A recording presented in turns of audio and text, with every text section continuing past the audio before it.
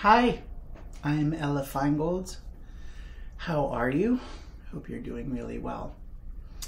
So, you might be looking at this and saying, Ella, what is this? What are we talking about today? So, I wanted to talk about orchestrating the loudness and the fullness of things. I think a lot of times in orchestration manuals, we talk about the ranges of instruments and the different gradations of volume. I don't think that fullness and thinness of an instrument is always taken into consideration. And so I'd like to explain this chart and also to just maybe discuss a couple of examples of why it's not enough to just think of color, but also thinking like a mix engineer in terms of fullness and thinness of something. So let's give some credit where credit is due. I did not invent this concept. This was something I read about in Charles Queclin's Traité de l'orchestration, the study of orchestration. It's 4 volumes. It's massive. It's thousands of pages, but it is such a gift. Charles Queclin was a schoolmate of Ravel's. They went to school together. They learned from André Gedalge and Charles-Marie Widor, and they had Gabriel Fauré as their composition teacher. Debussy and Fauré also asked Queclin to orchestrate some of their pieces. So this man was a schoolmate of Ravel and was asked by Debussy to orchestrate some of his music. So obviously he has a very, very intimate sense of the orchestra. So I would encourage you to check out these books. If you do not speak French, there are thousands of pages of just short score examples. And that alone, even if you can't read French, you'll get to see what the orchestra looks like broken down in reductions. And you can start to see different patterns throughout all the different, eras of classical music, and from Haydn up to Schoenberg, but certain principles still apply. So I just wanted to give credit because I don't want to pass this off like this was my idea, but I certainly augmented this and want to give some real world examples of how we can use this. So down on the bottom there is a chart in terms of fullness down to thinness, or an orchestral EQ of having as much bass and low end down to taking the bass out. And then we have loudness, or an orchestral volume fader, in terms of the loudest instrument of the orchestra down to the quietest. And you'll see this operates on an axis where clarinet in the altissimo might be one of the thinnest sounds in the orchestra, especially say, I don't know, a piccolo clarinet in E flat, it's incredibly penetrating. But you'll also notice that perhaps some of these instruments appear maybe on this part of the spectrum in fullness, but somewhere over here in loudness. So it's on an axis. It's not enough that we think in terms of color. So let me give you a real world example of why it's important to understand fullness with some of the colors that we're choosing. Because we're orchestrators, we're painters, we're mix engineers. If we're working for a composer that has turned some of these compositional problems into potential orchestration problems, then we're a plumber, we're fixing foundation before we can even become a painter. So let's talk about a real world example for EQ. Maybe you have assigned a melody to the oboe and it's in a range where it's expressive, and you decide you want the background of strings to accompany it. Okay. Well, as orchestrators, we have a lot of decisions to make there for strings. Are you going to be the type of orchestrator that's going to take this harmony, say it's 5 or 6 part harmony, and just quote SATB it and just go, you two play these notes, stuff that there and there? Maybe that's appropriate, and that's fine, and I'm not trying to knock that way of orchestrating, because there's times that that's exactly what the music calls for. But to be a maximalist and zoom in even deeper, maybe I want to orchestrate the thickness out of the strings. So who am I going to pick for that role? Well, if I pick cello, where they're sort of maybe in the treble clef, they're going to be obviously thicker and more penetrating. So let's say I confine the harmony into the violi diva 5 or 6, where I'm getting more mid-range out of the sound. If you'd like, you can sort of think of the string choir in terms of violins being, say, flute, and seconds being clarinet, and the violi being, you know, a cor anglais, and the cello being a bassoon. That's sort of one way to think about it in terms of EQ. But back to what I was saying, you know, if I put it in the violi and divide it in 6, that's certainly going to be a great sound. I love dividing violi. They just have a way of blending and being a great background.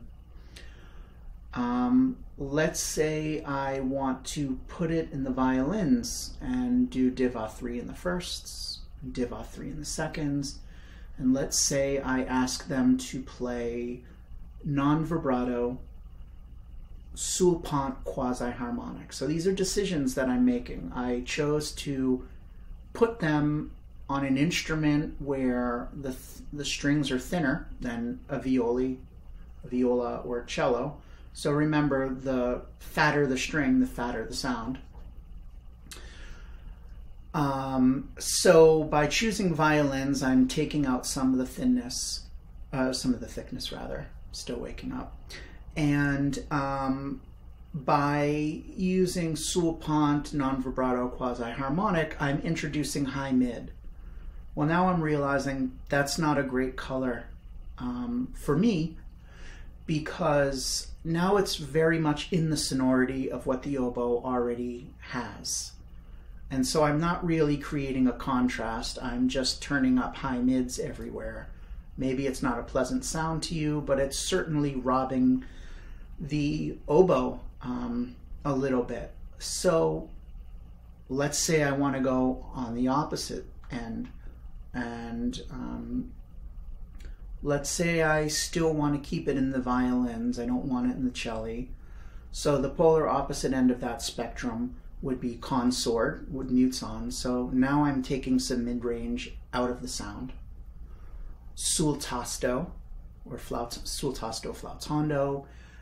And maybe that's not enough. Maybe I want alto sul tasto, where they're like right next to the fingers, and it's a real flute-like sound. And maybe depending on where the harmony is written, I want to confine them on the G string, where it's veiled and fat. So now I'm adding more fatness into the sound, and that's more of a contrast against the oboe. So that's one example of why it's important to think in terms of fullness and not just, I want it in the strings. So to look at the chart for the first time after 9 minutes and 17 seconds. So this chart is not absolute. You know, in orchestration, I think everything's relative. Sometimes it depends on the player, the instrument that they're using, the room that you're in, with how much bottom end. I mean, God, when I have to orchestrate in Nashville, I orchestrate a certain way because there's a lot of low end in that room that we work in, that particular room. And I know that, so I might put a straight mute in the tuba to just compensate and get some of the fullness out. So knowing which room you're orchestrating in can also guide you. All right, so tuba, contrabasses, contrabass clarinet, contralto clarinet with, say, an extension, bass clarinet, tube and horn, which is Wagner tuba, horns, trombones, trumpets, the bottom fifth of a flute, bassoons, saxophones, clarinet, oboe. So we're going all the way down to a clarinet and altissimo, which is the thinnest sound in the orchestra. Okay, so that's your EQ. Loudness, you know, onde martenot, which is an incredible instrument. A lot of composers have used it. Bernard Herrmann, Oliver Messiaen, Charles Queclin, his Seven Stars Symphony.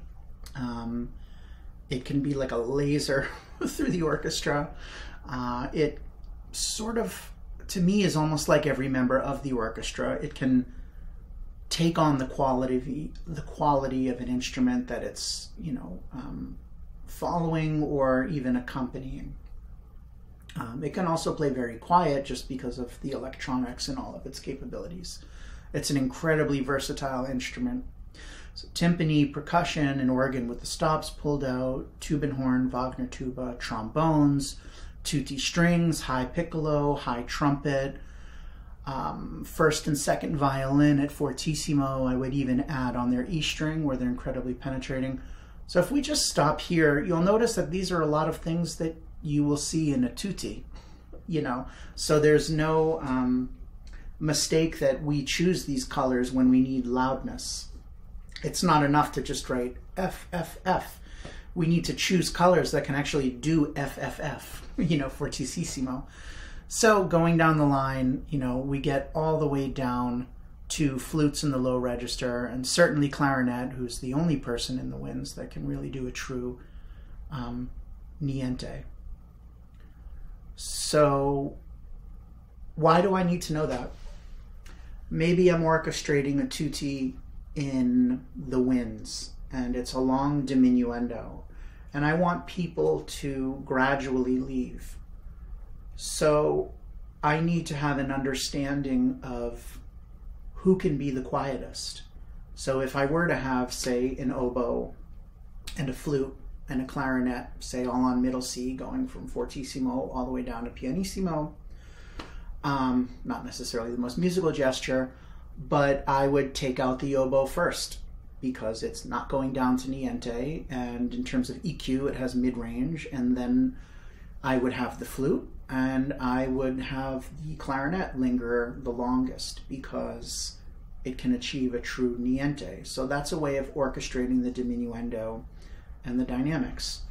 So I would encourage you to break these things apart within choirs, and certainly instruments with their auxiliaries. For example, a bass flute, an alto flute, a C flute, a piccolo, and when you have a note written in the staff, and if you're lucky enough to have all four of those instruments in the score, or three, who's going to play that note?